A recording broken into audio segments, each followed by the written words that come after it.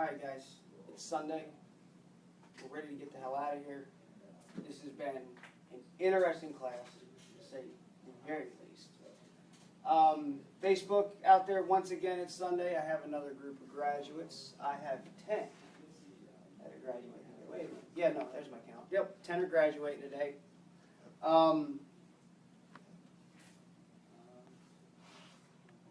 That's just so wrong on so many levels. Just, no. Anyway, before we get off with the certificates, we'll talk about a few things. Professionalism and what it means. Well, I didn't really get to touch base with you guys on that, so let me explain to you what I think professionalism is. I believe that professionalism is taking pride in what you're doing. All right, even though this is the security field, everybody's like, rent a cop and all these other things. You really don't realize that you are ultimately that first line of defense, if you want to call it. You are there dealing with a victim, dealing with a suspect, and dealing with the general public prior to law enforcement interaction. So a lot of what you do will dictate whatever situation you're in and how well it's going to go or how bad it's going to go, depending on how you handle that situation. All right, you handle people good, and with respect, and take that no-nonsense attitude where everything is firm, fair, remain consistent with everything, and a lot of times, whatever situation you're in won't go bad for you. We call it projection, which is where you're sitting there and somebody's aggravated and, oh my God, I hate life, you suck at it. And you're just like, I'm sorry you feel that way. Is there anything else I can do to possibly help you or get you through this troubling time you're having right now? And with that calm tone and your demeanor, the way that you're dealing with these, that professional attitude and that calming tones, you're projecting your feelings and emotions into that person, and if they're calmed down, mainly because of your ability to de-escalate your situation. All right.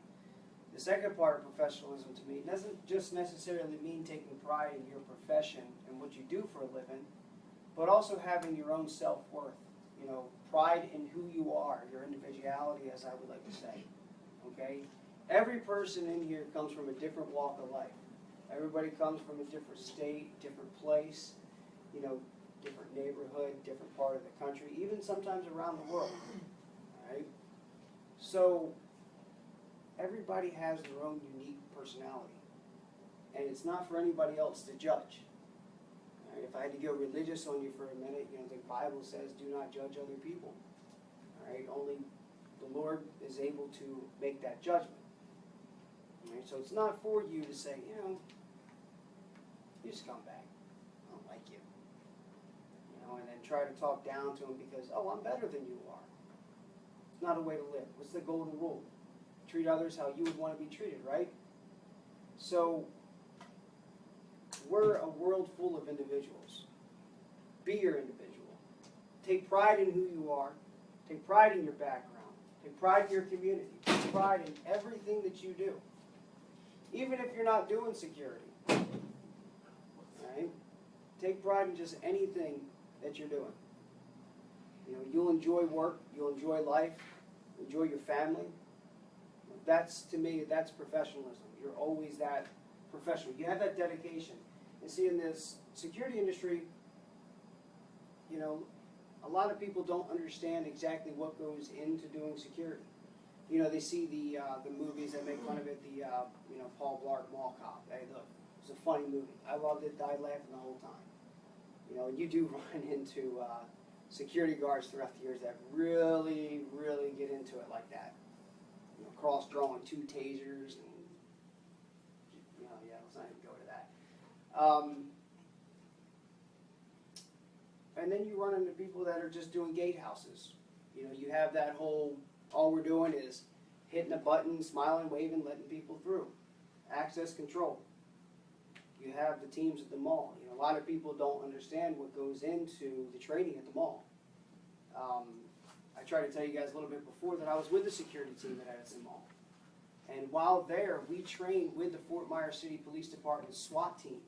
We deal with active shooter. We're popping off simunition rounds and shotguns and blanks and, it's just awesome. The level of training that goes into working in this environment, you never know what you're going to expect.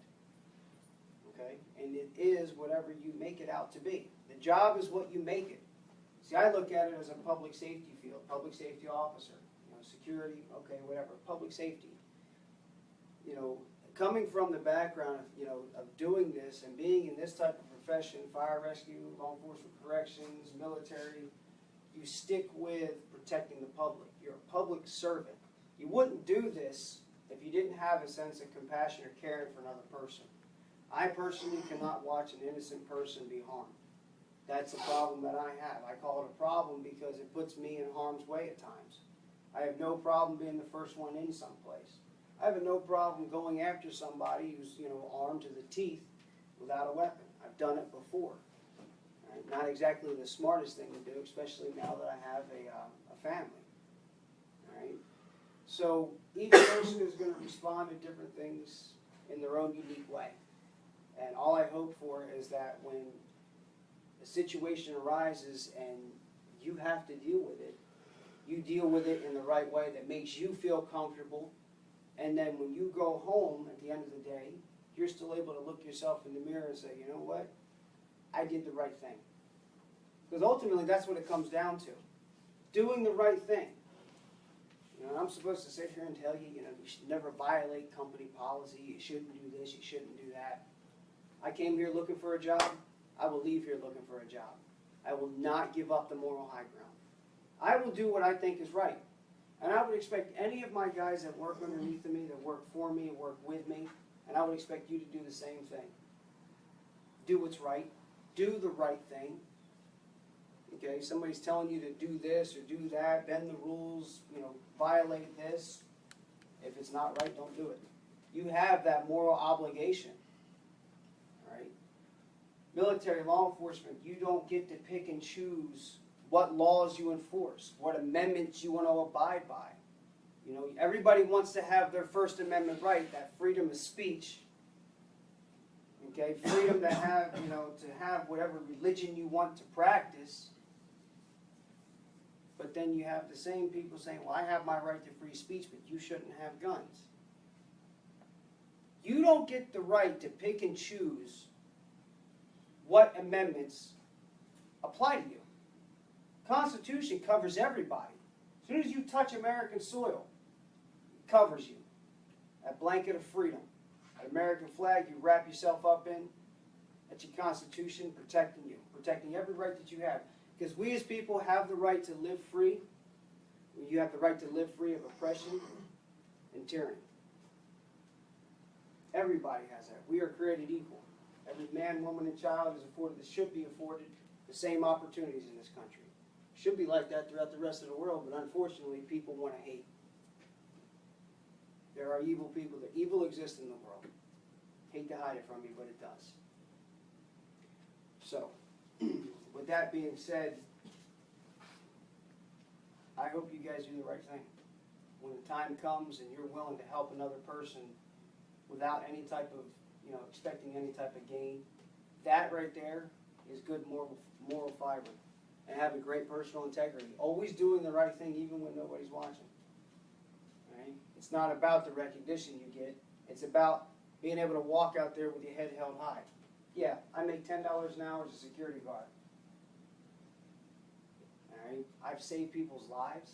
I've pumped on chests. I've put people in ambulances. I've put people in the hospital. It's all about doing the right thing. All for menial wages.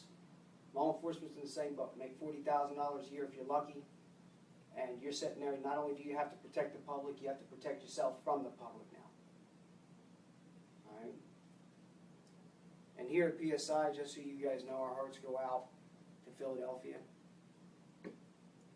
Some sick son of a bitch decides to go out there and shoot a cop, shoot 2 innocent people, use a woman as a human shield, shoot her, then get into a gunfight with more officers, shoots another officer before they finally kill him. And we sympathize, our hearts go out as well to New Jersey, New York. The senseless violence got to be an end to it coming soon. I sure hope so. If not, I'm ready and willing to bring this fight to the streets. I'll wage war on anybody and everybody who wants to wage war against us. All right? All this racial bigotry crap's got to go. I'm getting tired of it. I don't watch the news anymore. It's always bad news. Why? Because if it bleeds, it reads. What kind of crap is that? What type of philosophy is that to live by? Let's just spread hate and fear. You know, it really is a shame. And that's where we stand at it. We're going to be the ones there that you're going to watch the TV and you're going to see the bad news out there. And now you're going to go to work like, man, this just happened. But you don't get to see the good sides, the things that have happened, that have taken place, that make you feel safe, that gives you that warm feeling. All right? All right. Without further ado, let's go ahead and award the certificates of completion. Everybody here has completed their 40 hours of training, for one. And two, everybody in this class scored an A. Not just any A, but an A+. Nobody got less than a 95 on both exams. Even have 100. You know? So give yourselves a round of applause.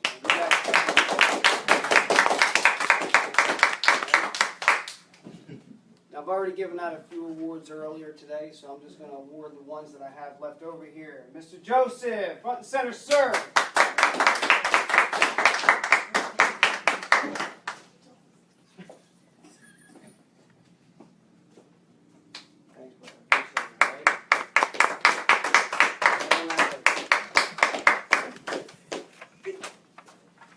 Christian.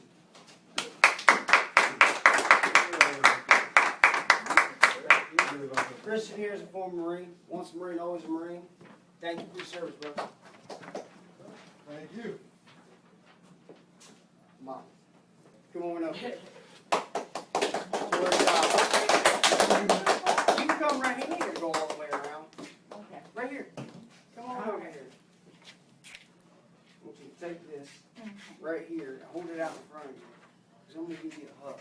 And thank you so much for coming in this class. You have made this one hell of an interesting experience, all right? And you be safe. Anytime you want to come by and see me, come by and see me. She does some great work, works down there at the Stars Complex. All right? Brett, you ain't even got to get up, buddy. Jay, bravo!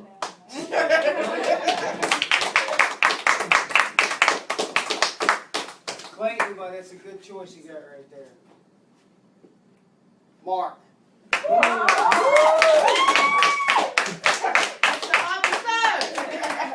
right, buddy. Right here, Soldier of the Year. Almost. Okay, maybe. I don't know. You gotta do certain things, right? That would be that. What the hell's that? That What one. the fuck is this? Play hopscotch too. You know what? Kaylee, I don't know why I don't have a certificate for you. Kaylee. That's okay. I have. I'll print one out. But come on up here. Get some recognition. Get some love.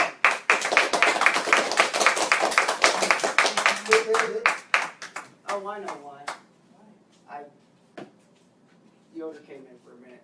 Yeah, she got her certificate. Hey, it's right here. Imaginary. All right.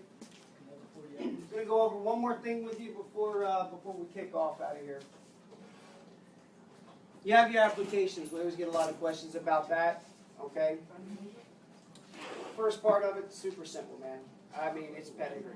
First name, last name, social, and registration, address, whole 9 yards, right? Right. On the next page.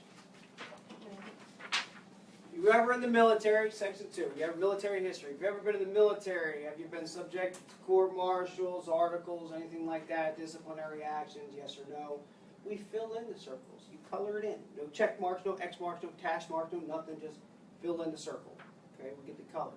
Marine, and that means in the lines. Okay, brother? Yeah. Now, section 3, criminal history. Are you currently on parole probation? All right. Are you on papers for anything? Hopefully not, because I'm pretty sure that if you are, there could be some issues getting the license. Second one, number B, or letter B, I'm sorry, on section 3. It says, have you ever been arrested, detained, pled nullo contendere, Actually, what's really going to happen is if you have ever been arrested for a crime, ever, even if you weren't formally charged with it or the charges were dropped or dismissed, it's going to show. If you were booked in, fingerprinted, the whole 9 yards, it will show. All right? Because the state of Florida does a standard NCIC and FCIC check. Then they add in the AFIS check, Automated Fingerprint Identification System. The FBI Biometrics Division will run your background. So it shows. Next one, Section 4, alias. Now, my name's Michael. People call me Mike. That is not an alias. Alias would be something like if you were a woman, you got married, or a guy sometimes, get married and change your last name, change your name, have a legal name change, or have given information before, like, you know, my name's Mike. People call me Sean Michael. That's an alias, something that you have written down, documented. That's an alias, all right? Move forward, personal history. Have you ever been adjudicated incapacitated? Basically, have you ever had somebody else have to make decisions for you as you're in the adult life? Saying, you know, you're too mentally incompetent to make decisions for yourself. Next one would be, have you ever been involuntarily placed in a treatment facility? Believe it or not, that only falls under the Marchman Act, not a Baker Act. Baker Act is now the new courtesy hold, 72-hour courtesy hold junk tank. So only if you've been court ordered to go to the loony bin. Next one, moving into diagnosed with mental illness. Now, that doesn't mean if your old man, your old lady looks at you and says, you crazy than hell. That's not a professional diagnosis. I don't know if I would actually consider that if you know, your old lady, your old man's a psychologist or psychiatrist, man. Whew, that's a conundrum right there, catch-22. So, bipolarism, schizophrenia, Asperger's, something like that. It's not something that's mental illness. All right. Next one, control. Do you currently abuse any controlled substances? Well, I sure hope not. Now, I will say this too. This is going to go into E. Do you have a history of controlled substance abuse? If you do, you're going to have to come out with the paperwork saying that you completed your program on that. But let's say that you were arrested for possession of paraphernalia, possession of marijuana, or coke, whatever. Possession of a controlled substance or a narcotic. And it's going to say, do you have a history of substance abuse? Well, with that arrest, yes, you do. Because I guarantee you, if you have been caught with that, you will have to go through an AA, NA meeting, alcohol, whatever. You'll have to go through some type of program, okay? Then it's going to ask you, do you have a history of alcohol abuse? Now, if you have gotten a DUI in the past, yes, you do. Okay? Next one, training and experience, Section 4. Have you successfully completed the training? That's what you're doing here. So until you take this class or you've met the requirements set forth in 493, the answer should be yes. Have you ever been previously licensed as a security officer either in this state or another state? Very simple, yes or no. Okay. Then you get down in there, have you ever had your license revoked from either this state or another state? Yes or no. Now, the next one is going to be exemption from public record disclosure. If you fall underneath the public safety field, fire, rescue, law enforcement, corrections, all right, government official, judge, politician, you're exempt from public records disclosure. Also, if you're a manager of an agency or a agency owner, business owner in this area for security agency, recovery, whatever, you get into that too. Private investigators as well. All right, last one, last little bit here, citizenship. Are you a citizen of the U.S.? Yes or no? Very simple. If not, you go down to the letter B. Are you deemed a lawful permanent resident alien? Should be yes. If not, you know, no, you can't get a license. Last little bits here, Section 9 is going to be the notary. All right? You get this signed in front of a notary public. Basically, you're admitting that everything in this application is true and correct to your knowledge. And you've also understood 493. The last one is Section 10, the employer statement. Employer statement, well, that's kind of hit or miss in there. If you're going to work for a security agency, they have to fill that statement out. If you're not, I'm unemployed, currently seeking employment. Very simple. Now, complete this class on Sunday. Come Monday morning, take that application, your certificate of completion of this class, driver's license, cashier's check, money order or a personal check made out to the Department of Agriculture, Consumer Services, and go to Northport. And that check should be made out for $87. I'm sorry, I forgot to say that. Once you get up to Northport, you're going to 4451 Aiden Lane, all the way up there in Northport.